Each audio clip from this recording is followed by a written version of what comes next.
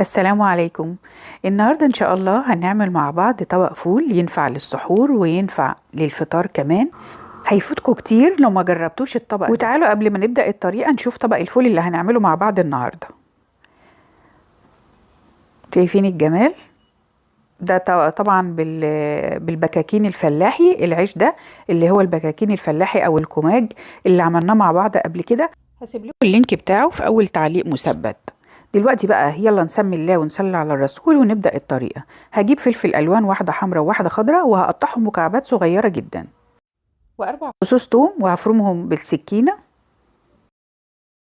واحدة طماطمية صغيرة، وكمان قدها واحدة من البصل صغيرة، وهقطعهم مكعبات صغيرة.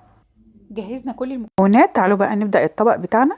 حطيت طاسة أو ووك على النار، وهبدأ بالبصل. هحط فيه حوالي معلقتين 3 زيت، وهحط البصلة تقليبتين كده، وهنزل بالثوم، هنزل بشوية من الفلفل الأسود، كزبرة وكمون، وهنزل بالملح. دلوقتي بقى هنزل بالفلفل الألوان الأخضر والأحمر، وكمان بالطماطمية. ولو حابة الطبق بتاعك يكون مشطشط كده وحراق شوية، تقدري تزودي واحد من الفلفل السبايسي، تقطعيه قطع صغيرة قوي وتزوديه تحطيه مع المكونات دي.